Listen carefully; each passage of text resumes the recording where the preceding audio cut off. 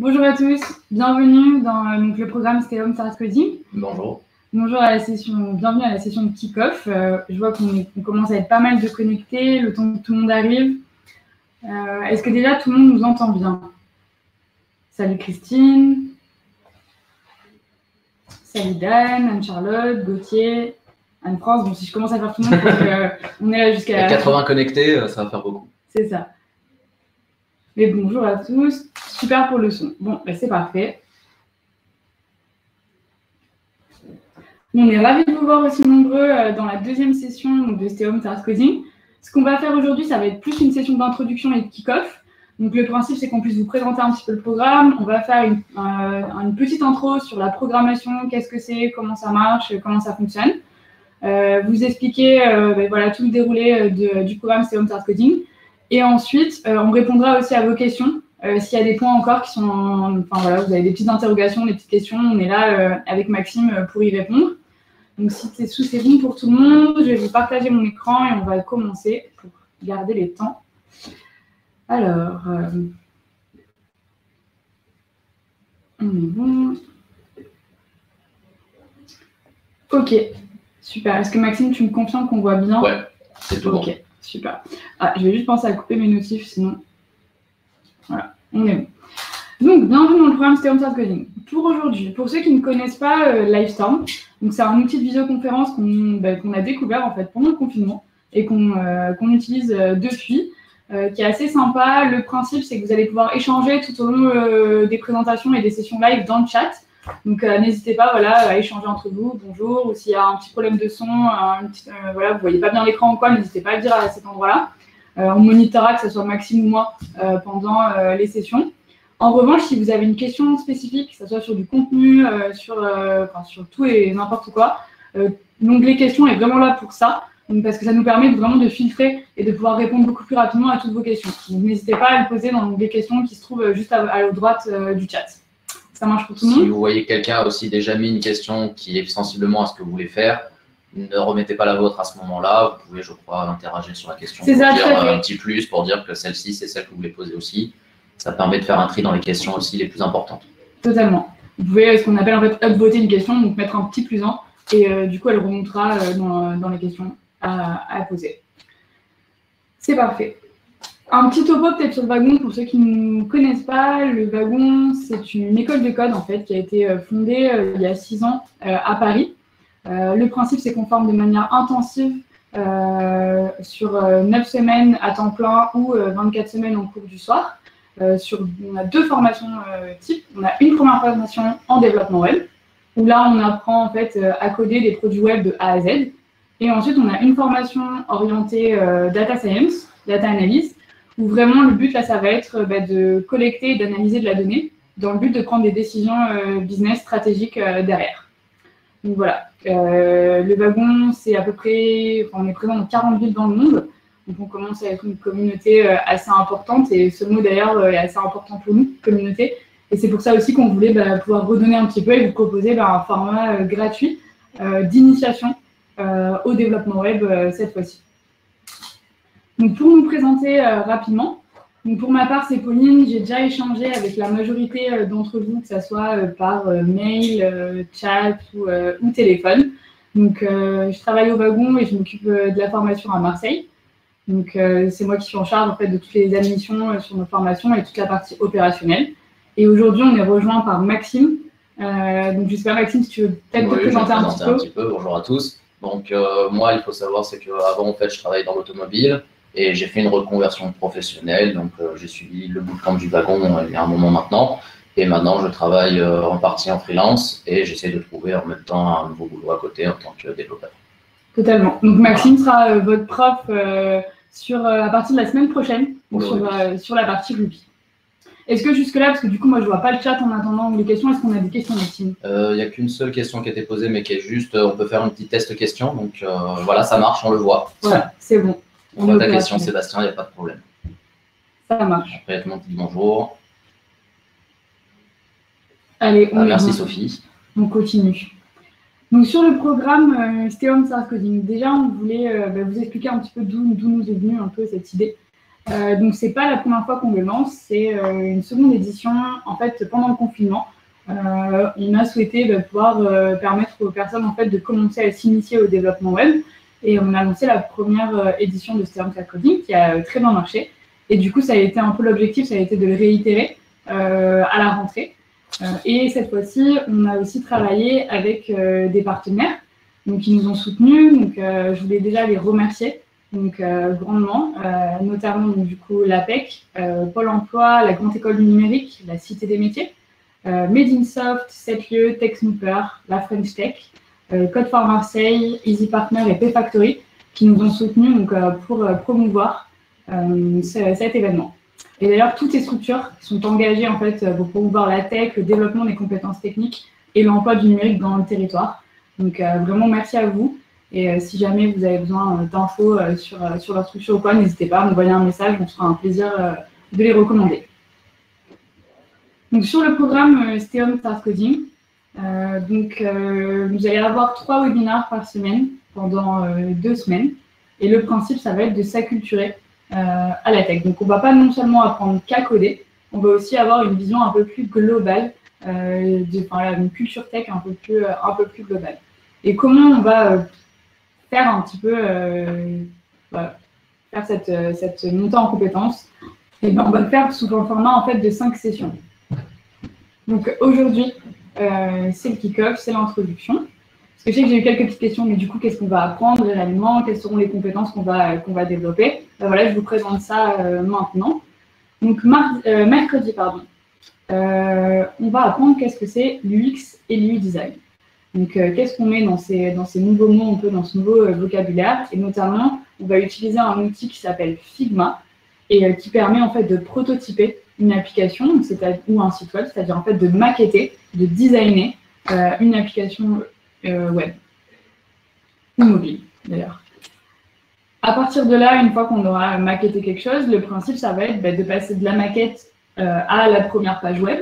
Et ça, on va le faire en apprenant HTML et CSS. Donc, qui sont 2 langages en fait, qu'on va apprendre vendredi.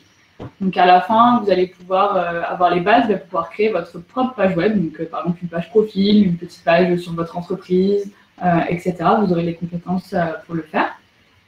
Et à partir de la semaine prochaine, on va avoir une initiation au langage Ruby, qui est le langage en fait, qu'on apprend pendant la formation du wagon, donc, sur un format beaucoup plus long. Et à partir de là, Maxime prendra le relais pour vous donner en fait, toutes les bases de la programmation avec Ruby. Donc ça, on va le voir sur 3 sessions. Ce qu'il faut savoir à chaque fois, c'est que vous n'allez pas avoir de travail à la maison en amont. Vous venez au webinaire, vous assistez à l'heure entre 12h30 et 13h30 au webinaire. Et par la suite, si vous voulez, on vous donnera accès en fait, à du contenu supplémentaire pour que vous puissiez continuer à pratiquer. Donc, notamment aux slides en fait, qui seront déroulés pendant les sessions. Et ensuite, on vous donnera un petit challenge, notamment sur la session UTI et sur la session HTML, CSS, pour que vous puissiez continuer à pratiquer chez vous et qu'après, vous mettiez sur Slack les réalisations que vous avez faites. C'est bon pour tout le monde? Alors, j'ai vu qu'il y avait une personne qui avait posé une question dans les questions. Ok. Il y a quelqu'un qui demandait si on peut actualiser ses connaissances après la formation. Alors, tous les contenus seront disponibles. Aujourd'hui, il n'y a pas de grosses modifications qui sont à prévoir, on va dire, je pense, dans l'année à venir, avec que ce soit en UX/UI, en HTML ou en Ruby. En revanche, ce qu'on va faire, c'est que moi, je vous fournirai un peu des sites qui vous permettent de rester à l'affût de ce qui se passe. Donc, si jamais c'est amené à changer, vous pouvez aller voir sur ces sites et vous tenir au courant. On a pas mal de sites, notamment au niveau de l'inspiration design, qui sont disponibles. Il y a que ce soit des sites ou des comptes Instagram qui sont vachement branchés sur ces sujets. Et de les suivre, ça permet d'avoir de l'info qui est en continu dessus et de se tenir au courant sur ce qu'il fait et ce qui est un peu en vogue en ce moment, quoi. Il y avait aussi Mohamed, mais je crois que tu as à peu près répondu, qui demandait est-ce qu'on peut retrouver le webinaire plus tard et l'enregistrer. Oui, totalement. Pour avoir les points. Donc, tous ces webinaires seront disponibles en replay. Donc, en fait, on va les uploader après sur YouTube. Donc, vous aurez accès à vie si jamais vous avez besoin d'avoir la vidéo et avoir un peu les informations qui vont un peu plus que la vidéo, que le PowerPoint qu'on vous transmettra. Il n'y a aucun problème. Vous allez avoir accès au replay. Vous pouvez y retourner quand vous voulez. Donc, au niveau des outils qu'on va utiliser, d'une part, il y a le Slack. Donc, normalement, vous avez tous reçu un mail pour intégrer le Slack, donc le Wagon Marseille Workshop. Et je vois, donc, on a pas mal de personnes déjà qui ont déjà participé à la petite présentation, donc c'est très, très sympa. Et en fait, comment fonctionne Slack? C'est hyper simple. Là, vous avez rejoint un espace de travail qui s'appelle donc, le Wagon Marseille Workshop, et vous avez rejoint la chaîne générale, qui va être, en fait, c'est la chaîne qu'on va un peu le moins utiliser aujourd'hui, puisqu'elle est commune à tous les workshops qu'on peut lancer. Et ensuite, vous avez eu accès à la chaîne batch-ruby-09-2020. Et ça va être vraiment votre espace de communication. Et c'est comme ça qu'on va échanger à partir d'aujourd'hui. On ne passera plus par les mails. On passera que par ça, qui sera un peu notre nouvel outil en fait, de communication. Donc ici, on vous donnera tous les contenus qui auront été déroulés pendant les sessions. On pourra répondre à des questions aussi si jamais il y a des points bloquants ou quoi. N'hésitez pas à poser vos questions. Et surtout, n'hésitez pas à échanger entre vous. Comme je vous l'ai dit, nous, la communauté au wagon, c'est quelque chose qui nous tient vraiment à cœur. Et c'est pour ça que ça va commencer dès aujourd'hui, dès en fait le kick-off. Donc c'est pour ça qu'on vous a demandé de vous présenter, que vous appreniez un petit peu à vous connaître. Et aussi pour que vous puissiez vous aider tout au long de ces 2 semaines. Si jamais il y en a un qui a un petit souci, un petit problème, n'hésitez pas à aider, à proposer votre solution. C'est comme ça qu'on fonctionne. Et en entreprise aujourd'hui, que ce soit d'ailleurs en entreprise ou en tant que freelance, si vous travaillez sur des postes de développeur web ou de product owner, de chef de projet, vous allez rarement travailler tout seul. Et c'est hyper intéressant de pouvoir échanger entre vous sur votre manière de concevoir les choses, sur votre manière de votre réflexion, etc. C'est comme ça que vous allez continuer à monter en compétences. Donc voilà, n'hésitez vraiment pas. Ça nous fera hyper plaisir de voir que cette chaîne est active, c'est ça, et continue à vivre même après la formation. C'est-à-dire que ça, c'est vraiment quelque chose qui reste tout au long. Et nous, on n'hésite pas aussi à vous transférer des infos de temps en temps, des articles qui sont intéressants ou quoi. Donc voilà pour Slack. Et ensuite, on utilisera donc Livetorn tout au long de ces 2 semaines pour la visioconférence. Un petit point qui n'est pas très très pratique sur Livetorn aujourd'hui, c'est que vous devez vous inscrire vraiment à toutes les sessions pour avoir accès au live. Donc c'est un petit peu redondant, je m'en excuse, mais c'est la seule manière qu'on a aujourd'hui pour que vous ayez accès à ces lives. Donc c'est de prévoir l'inscription. Donc en vous rendant sur Livetorn, vous avez accès sur la page d'inscription, vous avez toutes les sessions, il faut juste les faire une par une pour être sûr que vous allez bien avoir accès au live derrière. Si vous savez que vous allez louper une session live, n'hésitez pas à vous inscrire quand même. En fait, vous recevrez automatiquement un email avec le lien du replay si vous n'avez pas pu participer. Donc, ça vous évite après d'aller le chercher ailleurs. Vous recevez directement l'email. Et d'ailleurs, un petit point que je n'ai pas remis là, toutes les infos qu'on vous communique aujourd'hui et qu'on vous communiquera tout au long de la formation sont retranscrites en fait dans cette note Notion, auquel vous avez eu accès lorsque votre candidature a été acceptée pour le programme Steom Start Coding. Et notamment, vous avez donc le contenu du programme ici, et à chaque fois, on déroulera, donc les slides seront ici, le lien pour accéder au replay, et s'il y a eu du code ou des choses qui ont été fournies, vous allez pouvoir les retrouver en fait ici. Et après, vous avez un petit tuto sur comment utiliser Livetorn et comment utiliser Slack. Alors, il y a Domenico qui demande où est-ce qu'elle trouve le Slack. Je ne sais pas s'il l'a été invité ou pas. Ok, Domenico, si jamais il y a le moins de problèmes sur Slack, tu peux m'envoyer un petit message. Donc là, tu vois, on a parlé de chaîne. Et ensuite, tu as des messages directs. Donc tu peux taper mon prénom, Pauline Florent. Tu m'envoies un petit message avec ta demande et après, on voit pour la traiter sans aucun souci. Normalement, vous avez tous reçu un email avec candidature acceptée. Et dans cet email, vous avez accès à cette fiche Notion. Et dans la fiche Notion ici, vous avez comment rejoindre le Slack Steom Start Coding. Vous cliquez dessus et c'est un lien d'invitation. Donc, à partir de là, vous allez pouvoir vous inscrire et accéder au Slack. Est-ce qu'on a d'autres questions? Non, c'était tout. Ok, super. Au niveau plutôt technique et comment ça va fonctionner, on doit être bon. Pour moi, on a toutes les infos là. Ça marche. Donc, il y a d'autres questions qui arrivent, mais pour le moment, rien du tout. On va pouvoir continuer. Top. Donc ça, c'était un petit peu l'introduction pour vous expliquer comment va se dérouler ces sessions. Et maintenant, on va passer à la partie en fait, programmation et un peu introduction au développement web.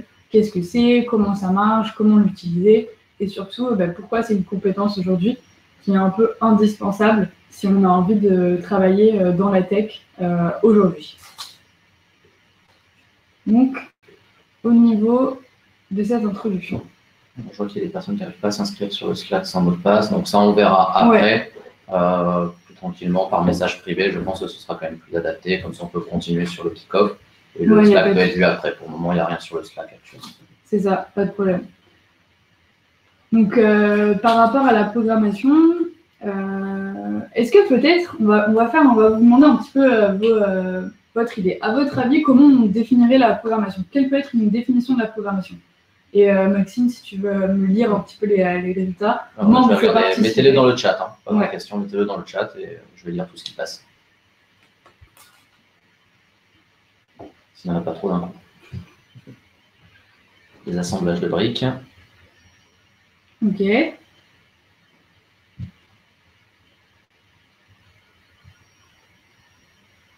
Un langage, effectivement. Un langage, ok, j'aime bien. Un langage à nouveau. Donner des consignes à la machine, une nouvelle langue, donner des instructions à l'ordinateur. Langage, bon, tout le monde revient sur à peu près la même chose. Okay. Le langage communication avec la machine, tout à fait. Super. Mais en fait, vous n'avez pas besoin de nous. Hein. Voilà, vous savez déjà ce que c'est. Non, en fait, effectivement, la programmation, qu'est-ce que c'est? En fait, ça va être un moyen de communiquer avec un ordinateur, de communiquer avec une machine. Et du coup, comment on communique? Nous, en tant qu'humains, on va parler le français entre français, on va parler l'anglais entre anglais, l'espagnol, etc. Et tout simplement, quand vous allez vouloir communiquer avec des ordinateurs, vous allez utiliser un certain langage de programmation pour qu'il effectue en fait, les tâches que vous souhaitez. Donc, c'est comme ça en fait, que ça fonctionne. Dans la programmation, on va avoir beaucoup de jargon. Et je pense que c'est un petit peu spécifique et du langage, du jargon qui peut être un petit peu inconnu sur des personnes qui sont un peu plus éloignées de la tech. Donc n'hésitez pas, s'il y a des mots qu'on utilise, vous ne comprenez pas, n'hésitez pas à nous le dire et on traduira sans aucun problème. Ça peut nous arriver parfois d'un peu oublier et de parler assez tech. Et parfois on perd un peu les gens, n'hésitez pas à nous dire, il n'y a pas de souci à ce niveau-là. Et notamment, deux mots qu'on entend beaucoup, c'est back-end et front-end. Donc, c'est deux mots qu'on peut utiliser pour la programmation, qu'on peut utiliser pour d'autres sujets. Donc, un développeur back-end, un développeur front-end, des langages back-end, des langages front-end. Enfin, il y a plein de manières d'utiliser, mais on ne sait pas trop ce que ça veut dire et ce qu'on peut mettre à l'intérieur. Je voulais faire un petit topo là-dessus, parce que je pense que c'est assez intéressant. Donc, en fait, j'avais trouvé un exemple qu'on pourrait retranscrire un peu dans la vie de tous les jours pour mieux comprendre à quoi servent ces notions et comment on va travailler ensemble pour qu'elles fonctionnent bien. Donc, si on prend un petit peu de hauteur et qu'on s'éloigne de la partie technique, de la partie ordinateur, de la partie machine, et qu'on prend un exemple de la vie de tous les jours, on n'a qu'à dire, je veux envoyer un courrier. En fait, je veux envoyer un courrier par la poste, j'ai une lettre à poster, je sais pas moi, à ma grand-mère, puisque voilà, on envoie beaucoup de lettres pour nos grands-parents, ça leur fait plaisir. Et du coup, comment je vais découper en fait toutes les étapes pour que cette lettre arrive bien à destination. Donc, dans cet envoi de lettres, on peut le matérialiser en fait comme j'ai une lettre envoyée, donc du coup je remplis ma lettre, je l'écris, je la mets dans une enveloppe, je mets un timbre, je mets la destination, et ensuite je me rends à la boîte aux lettres. Donc ça va être la première action. À partir de là, une fois que je suis devant la boîte aux lettres, je vais poster ma lettre. Donc ça, c'est ce que je fais en tant qu'interaction. Donc moi, c'est moi qui décide d'aller faire ces interactions. À partir de là, on va intégrer des nouvelles personnes, des nouveaux acteurs qui vont venir interagir avec cette lettre. Donc on va avoir le facteur qui va récupérer la lettre. On va avoir le facteur qui va déposer cette lettre dans un centre de tri. Et ensuite, on va avoir des personnes qui vont trier et qui vont dire, bon, bah, cette lettre, elle a une destination à Paris. Et ben, du coup, il faut que je le mette dans le département parisien pour qu'elle aille bien à la destination. Ensuite, un facteur va récupérer cette lettre, va l'amener chez ma grand-mère et ma grand-mère va l'ouvrir et la lire et elle va vouloir me répondre et du coup elle va faire le même process mais en sens inverse pour que moi je puisse récupérer cette lettre-là. Donc là vous voyez il y a eu une émission et en fait il y a eu une réception. Et ça c'est hyper important le fait de voir qu'il y a deux éléments qui vont se confronter. Et toute cette analogie en fait avec la poste et la lettre, on peut le faire sur du web. Donc en tant qu'utilisateur, quand je consulte n'importe quel site internet ou n'importe quelle application, en fait, je vais avoir une action qui va me dire je vais aller sur le web, je vais rentrer une adresse ou un mot-clé, je vais cliquer sur un lien et à partir de là, je vais avoir de la donnée qui s'affiche. Sauf que cette donnée qui s'affiche, elle ne s'affiche pas toute seule. En fait, on va dire à un ordinateur d'aller chercher cette donnée et de l'afficher. Et ensuite, en tant qu'utilisateur, j'ai accès à mon site et je peux effectuer n'importe quelle action sur ce site-là. Donc en fait, toutes les interactions physiques que je vais avoir, ça va être, elles vont représenter la partie front-end. Donc en fait, tout ce qui est en vert ici sur ce slide vont représenter vraiment la partie front-end. Et tout ce qui est en rouge va représenter la partie back-end d'un site. OK? Donc, on a d'autres analogies qui disent tout ce que je vois, c'est la partie front-end, et tout ce que je ne vois pas, c'est la partie back-end. On peut aussi dire que la partie front-end va du coup influencer beaucoup la partie design de l'application, et la partie back-end, ça va être plutôt la partie machine-serveur, qui fait qu'on va pouvoir afficher la donnée et que tout va bien fonctionner. Est-ce que c'est clair? Alors, il y a juste une question de Anne-France. Combien y a-t-il de langages de code en tout? Beaucoup. Beaucoup trop pour qu'on puisse te donner un chiffre exact. Donc, tu verras, tu apprendras au fur et à mesure certains langages. Et après, plus tard, quand tu entreras dans une boîte, ils vont développer dans un langage. Donc, tu feras avec ce langage et ainsi de suite. Ouais, il y a beaucoup de langages de programmation, notamment parce que en fait, ça existe depuis un peu plus longtemps que ce qu'on imagine. Et à partir de là, des langages se sont développés. Et d'ailleurs, si vous voulez, on vous fera un petit topo aussi. Quels sont les langages, les différents frameworks aussi, peut-être, si ça vous intéresse, on peut vous donner accès. J'ai du contenu à ce niveau-là. Donc, pour que vous ayez un petit peu d'infos à ce sujet-là. Après, des langages assez types, donc tu vas entendre beaucoup parler. Donc HTML, CSS, donc pour la partie front-end avec du JavaScript. Et après, tu as dû entendre parler de PHP, de JavaScript, de Ruby aussi, sûrement. Qui sont qui est plus connu Python, actuellement, qui est l'un des plus connus actuellement maintenant, qui est bien remonté. C'est ça. Voilà. Donc il y en a beaucoup. Et surtout, il y a différentes manières de l'utiliser après derrière, mais après, on va rentrer un peu plus dans des sujets un peu plus complexes, mais il y en a pas mal. Alors oui, effectivement, il y a David qui demandait qu'est-ce qu'un framework. Forcément, puisque tu as parlé de framework, C'était forcément ça. Ce qu'on peut faire, c'est qu'on ne va pas forcément en parler aujourd'hui, mais je vous enverrai du contenu. Et si jamais il y a des points qui ne sont pas encore très bien compris, vous n'hésitez pas à nous dire et on y répondra. En très simplifié, le langage, c'est ce qu'on a dit, c'est une manière de communiquer avec un ordinateur. Un framework, c'est en fait une structure qui a déjà été précodée par des développeurs qui sont mis à disposition des développeurs pour leur faire gagner du temps dans la création d'applications. Voilà, c'est surtout un gros gain de temps, c'est quelque chose que vous n'avez pas besoin de recoder, qui est très rébarbatif et qui est toujours la même chose. Donc les gens l'ont fait pour nous, remercions-les. C'est ça. Voilà. Après, Anne-France disait HTML avec du JavaScript, oui, c'est possible. Oui, c'est possible. Tout à fait. Oui, c'est possible. En fait, on va s'arrêter là, je pense, c'est plus simple. Et Sébastien qui demandait justement, on voit souvent que les devs font soit du front, soit du back. Pourquoi cette scission entre front et back? Alors effectivement, ils peuvent se spécialiser. Donc, ils peuvent dire, moi, je veux faire du back-end ou je veux faire du front-end. Mais après, aussi, un petit point, je l'avais prévu, c'est qu'en fait, ils peuvent dire, j'ai oublié un L, mais ils peuvent dire, je veux faire les deux. Et du coup, je suis là, ce qu'on appelle, je suis développeur full stack.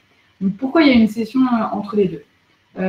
D'une part, ça va être peut-être la préférence du développeur. Comme nous, en tant qu'humain, on a une préférence peut-être pour ce qui est la partie logique ou la partie design. Et du coup, de ce fait, on va se dire, moi, je préfère la partie front-end qui va s'associer à la partie design ou la partie back-end qui va s'associer à la partie plutôt logique et construction d'applications. Pour vous donner un exemple, pour ma part, je suis plutôt développeur back-end. Je sais faire les deux, parce qu'avec le wagon, j'ai appris à être un développeur full stack, mais j'ai une préférence qui est le back. C'est ça. Donc, il va avoir une partie préférence, mais après... Mais je sais faire les deux. Oui, c'est ça. La majorité des développeurs vont quand même connaître les bases des deux. Après, soit ils se spécialisent, soit ils ne se spécialisent pas forcément dans une ou l'autre technologie. Mais après, ça reste leur choix. Mais ce qu'il faut savoir, c'est que ces deux éléments, ils fonctionnent vraiment ensemble. C'est-à-dire que si vous n'associez pas le back-end avec la partie front-end, en fait, votre application, elle ne va pas fonctionner. Puisque vous n'allez pas pouvoir dire, quand je clique, par exemple, sur mon... prenons l'exemple d'un site e-commerce. Un site e-commerce, il a souvent un système de petits paniers où quand je clique sur le panier, ça ajoute mon article à mon panier. Et ça, en fait, c'est quelque chose qui a été codé. On lui a dit, tu vas aller chercher le bouton avec l'icône panier et quand l'utilisateur va cliquer sur cette icône panier, dynamiquement, tu vas dire que mon panier, il a un article en plus et tu vas rajouter le prix total de cet article à mon panier. Et ça, un développeur back-end et un développeur front-end ont dû travailler ensemble pour bien relier les éléments ensemble. Notamment pour dire, tu vas bien l'ajouter à mon panier et pas au panier de Maxime. Ça ne sert à rien, parce que c'est moi qui suis connecté sur ma session. Donc je veux que l'article que j'ai ajouté s'ajoute bien à mon panier. Voilà. Et pour finir là-dessus, il y a Mélissa qui disait que les langages sont différents selon back-end et front-end. Effectivement, Ruby est principalement un langage back-end, par exemple. Voilà. Là où HTML, CSS, c'est que du front, pour donner un ordre d'idée de ce qu'on va voir ici. C'est ça. En front-end, travaille-t-on toujours avec des web designers? Y en a-t-il toujours? Oui. Oui, il y en a toujours. Et en fait, c'est ce qu'on va voir mercredi. Ensemble, on va faire une partie de web design. Donc, vous allez voir un peu plus à quoi ressemble ce métier. Alors, je sais, on utilise encore le mot web designer, mais après, on va surtout utiliser le mot UX UI designer. Et ça va être vraiment quelqu'un qui va être responsable en fait, de la création de maquettes graphiques et de réflexion tout autour de l'utilisateur pour être sûr que le projet que vous souhaitez développer derrière, il correspond bien à un besoin utilisateur. Donc, c'est ça qu'on va voir ensemble mercredi. Pour continuer et passer à la suite. Super. Donc, je voulais vous faire un petit... ce qui était hyper intéressant là, dans les petites descriptions qu'on a eues sur Slack, c'est je vous ai demandé pourquoi vous souhaitez apprendre à coder. Et en fait, on voit que chacun a un peu son besoin, son envie, mais en même temps, ça se relie. On se rejoint tous en fait, à un moment où on se dit j'ai envie de monter en compétences, j'ai envie de changer de métier, j'ai envie d'être autonome sur mes projets. Et c'est pour ça que les personnes aujourd'hui se disent il faut que je puisse apprendre les bases du code pour pouvoir un peu donner vie à mes projets. Donc moi j'ai trouvé ça hyper intéressant d'en apprendre un peu plus. On a découvert des petites anecdotes, des petites choses sur chacun, donc c'était hyper cool. Mais surtout j'espère que vous allez pouvoir commencer à créer des liens entre vous avec vos objectifs, vous allez pouvoir commencer à échanger. Pourquoi on voit partout aujourd'hui, que ce soit dans les offres de poste, à l'école même, donc dès le lycée aujourd'hui, on apprend les bases de Python, donc on apprend les bases du langage Python. Et pourquoi ça devient de plus en plus, en fait, moi j'adore ce petit hashtag que j'ai trouvé sur le net, Code is the new English.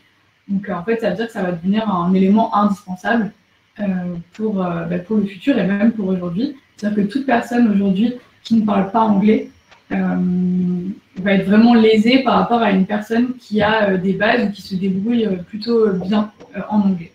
Et en fait, au niveau du code, au niveau de la programmation, ça va être exactement la même chose et beaucoup plus rapidement que ce qu'on pense. C'est pas dans 10 ans ou dans 15 ans qu'il va savoir falloir coder, c'est aujourd'hui. C'était même hier, en fait, et si on voulait être en avance. Donc, pourquoi on fait une analogie avec le code et avec le secteur de la tech? Parce qu'aujourd'hui, en fait, très peu de gens maîtrisent les éléments techniques et sachent, en fait, connaissent un petit peu ce qui se passe derrière le capot des applications web. des outils tech. C'est pas du tout commun en fait à tout le monde. Donc une petite analogie aussi, mais imaginez que vous alliez dans un restaurant et qu'en fait votre serveur connaisse absolument pas la carte. Dès que vous lui posez une question, il ne sait pas. Ou que vous alliez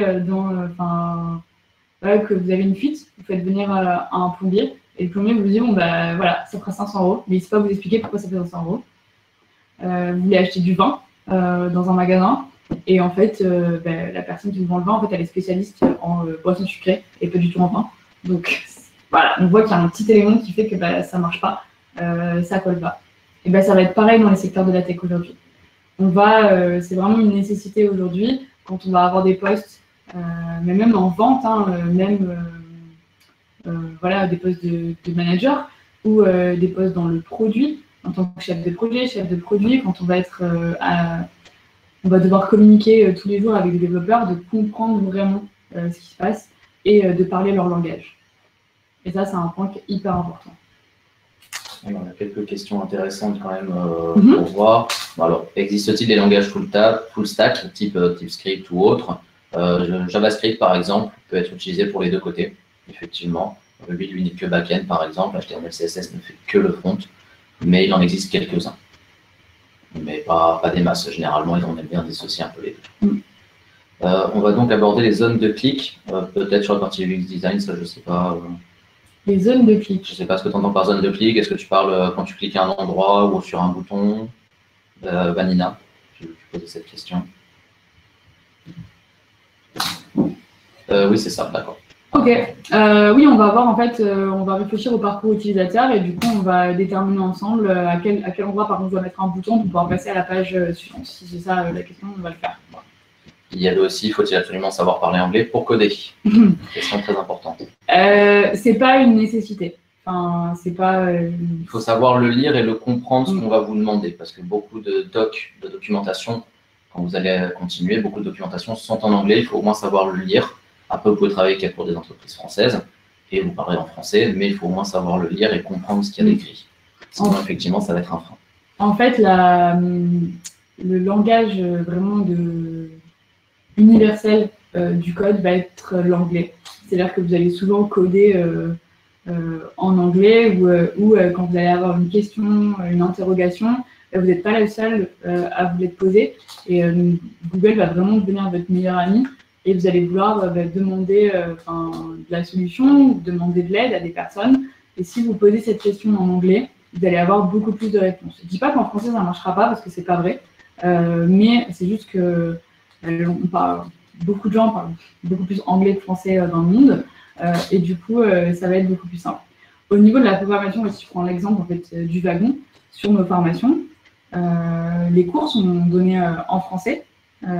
En revanche, tout ce qui va être contenu pédagogique, donc PowerPoint, vidéo, tuto, consigne d'exercice, sera en anglais, notamment pour que vous ayez le bon vocabulaire. Et quand après la formation, vous allez vous retrouver tout seul, que ce soit en entreprise ou en tant que freelance, vous puissiez poser bien votre question avec le bon vocabulaire qui va bien.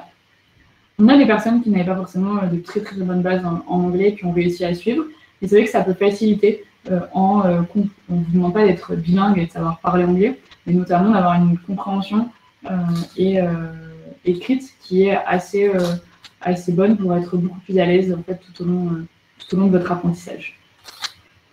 On nous demande, il y a Christine qui demandait, que pensez-vous des solutions low-code? Les avez-vous essayé? C'est hyper intéressant. Je pense que c'est à suivre. C'est pas du tout dans le même... Ça va peut-être être la bonne proposition avant le code, c'est-à-dire de vraiment tester le marché, de voir s'il y a un besoin, de commencer à se former comme ça. Et après, à mon avis, on va atteindre quand même une limite et on va vouloir passer, en fait, un petit peu mettre les mains dans le cambouis pour passer à l'étape supérieure. Et donc, le code va arriver à ce moment-là. Je pense qu'il y a plein de choses à apprendre. C'est un domaine qui est hyper intéressant parce que ça bouge tout le temps. Il y a toujours de nouvelles solutions qui apparaissent. Mais je pense effectivement qu'on va arriver au même moment aujourd'hui qu'on a avec Wix ou avec WordPress, PrestaShop, Spotify, etc. Où des personnes en fait se rendent compte que sans base technique, on arrive à la limite de ce que ces outils peuvent nous proposer. Et du coup, il faut savoir un petit peu coder pour pouvoir rentrer dans les outils, modifier, personnaliser ce qu'on a envie de faire. Et enfin, un petit dernier qui demandait un fameux débat de langage. Quel est pour vous le langage à apprendre pour des débutants comme moi, enfin comme vous en l'occurrence? Certains disent Python, JavaScript ou C, d'autres HTML ou autres. Voilà. Ben moi, ce que je te propose, c'est qu'on va découvrir pendant la formation. Voilà. On va en découvrir. Et peut-être qu'à la fin, tu auras un peu plus déjà une idée de comment ça marche et comment ça fonctionne. Et ensuite, on pourra en reparler si tu veux. Parce que c'est un sujet qui est hyper intéressant. Et effectivement, après, un point qu'il ne faut pas oublier dans le code, c'est que c'est comme les langages. Quand on a été petit, ben, on a appris le français avec nos parents. Ensuite, on a appris l'anglais à l'école, on a appris peut-être l'espagnol, on a appris l'allemand. Et du coup, aujourd'hui, on parle 1, 2, 3 langues. Mais en fait, ça va être exactement la même chose avec les langages de programmation. Vous allez en apprendre un, mais ça ne veut pas dire que vous n'allez pas pouvoir monter en compétences derrière sur d'autres langages, puisqu'en fait, vraiment, vous allez apprendre à apprendre. Donc derrière, ça va être beaucoup plus simple d'apprendre d'autres langages par la suite. Et ça se ressemble, c'est juste la manière dont vous allez appeler les éléments, dont vous allez, en fait, la grammaire va changer, mais le principe de base restera le même sur n'importe quel langage. Voilà, la logique, en fait, est la même derrière. Donc concrètement, vous en apprenez au moins un. Une fois que vous en avez un, apprendre l'autre, c'est juste effectivement des termes un peu différents, peut-être une petite structure un peu différente, mais elle va faire la même chose au final. Donc, tant que vous avez la logique, vous savez comment vous voulez construire votre application et comment vous voulez la faire. La logique, il faudra juste l'appliquer en fonction du langage. Tout simplement. Voilà. Donc, c'est une session aujourd'hui qui va être un petit peu plus courte parce qu'on ne va pas rentrer dans le vif du sujet, ça sera à partir de mercredi. Mais du coup, au niveau des prochaines étapes pour mercredi, donc il faudra rejoindre le Slack Stay Start Coding. Donc, en allant sur la fiche Notion que je vous ai envoyée, vous allez avoir accès à tous les liens pour pouvoir rejoindre Stay Start Coding. Et du coup, pensez bien aussi à vous inscrire sur Livestorm pour avoir accès à tout ça. Je vais juste arrêter mon partage d'écran pour pouvoir voir les questions et répondre peut-être à quelques petites questions supplémentaires. Ah oui, j'avais mis Mohamed que j'avais raté. Donc, indispensable d'apprendre à coder pour se mouvoir dans le nouveau monde interconnecté. Indispensable, au fur et à mesure, ça va l'être, effectivement. C'est mieux si vous savez comment fonctionnent les choses plutôt que de dépendre de quelqu'un. Tout dépend de comment vous préférez faire les choses. Si vous aimez sous-traiter, on va dire, et laisser à quelqu'un d'autre s'en occuper, pas de problème. Après, si vous aimez savoir le faire vous et pour pouvoir tout mettre, par exemple, sur une entreprise et que ce soit toute autre entreprise qui gère, c'est mieux. Tout dépend de votre vision.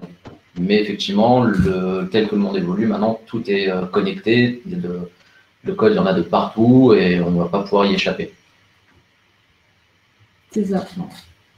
Et après, c'était tout. On remonte avec toutes les questions déjà. J'avais fini avec le débat. Super. Est-ce que vous avez, voilà, on a encore un petit peu de temps, est-ce qu'il y a encore des points qui sont pas clairs? Vous avez tout compris, vous êtes partant pour mercredi?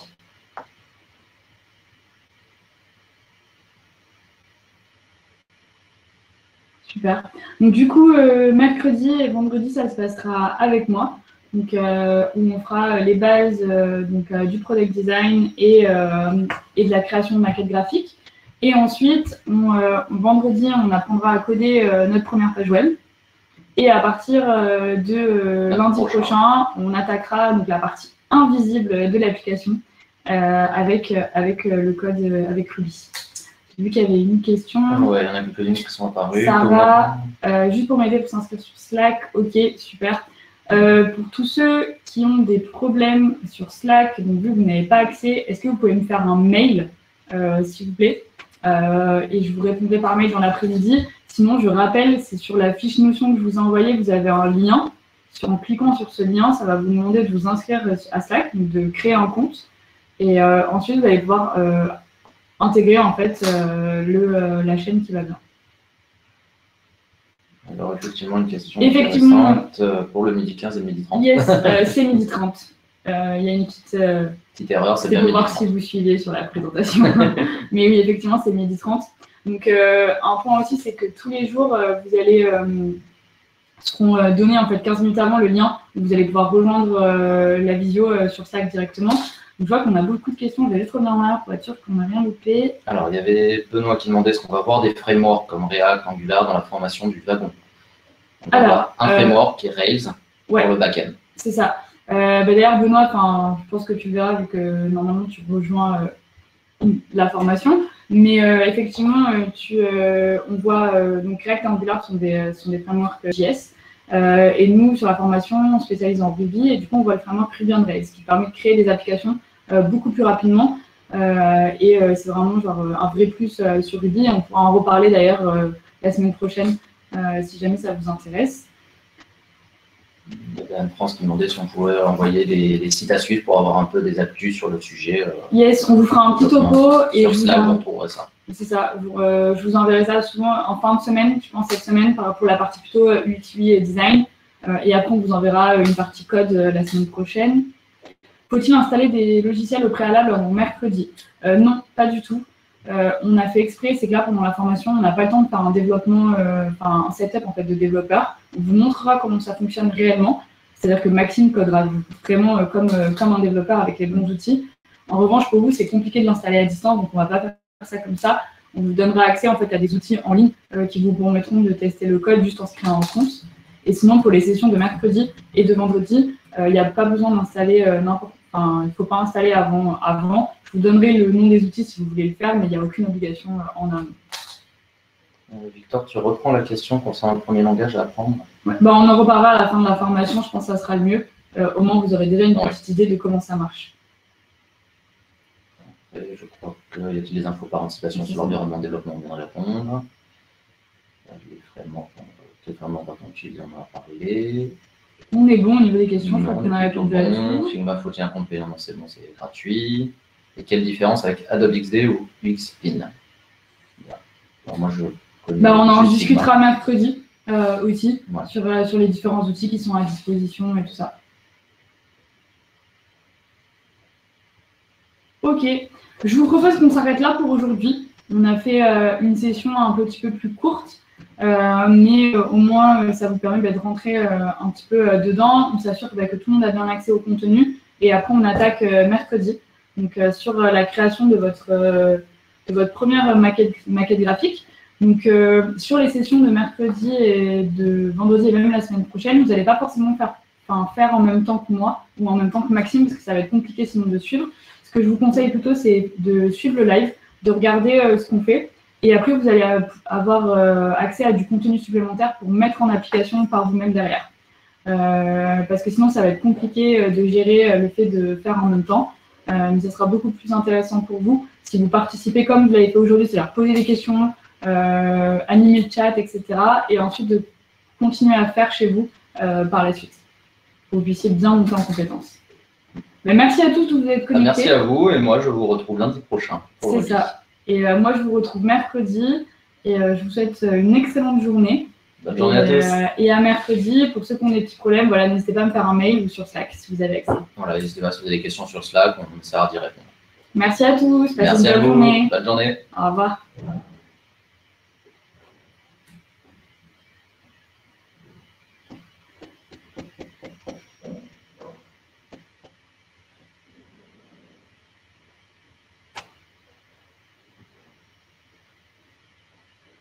Mmh.